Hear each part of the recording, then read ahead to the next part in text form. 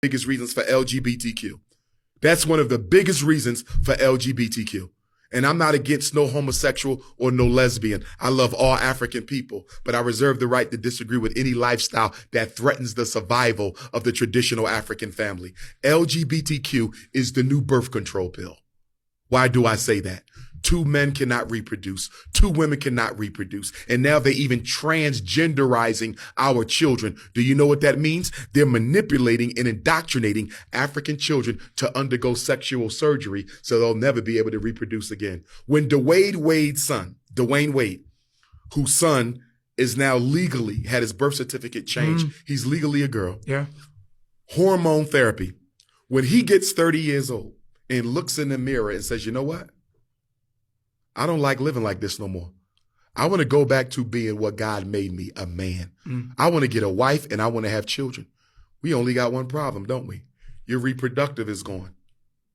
We got another problem. Your testosteronic levels are gone.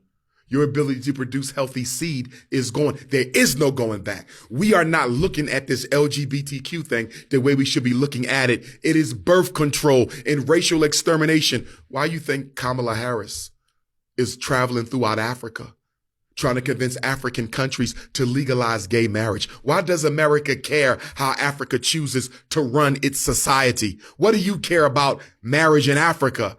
Because if we can invade African culture to the point where we can manipulate African children into same-sex relationships or outright transgenderism, which is the extermination of your bloodline, we can start predicting the reduction of the African population. They'll never be able to get rid of all African people, but they can damn sure make a dent in our numbers. But more than that, they can disrupt the natural, traditional, healthy, cultural way that we live our lives, build our families, and run our societies. LGBTQ is one of the greatest weapons of white supremacy against the survival of African people.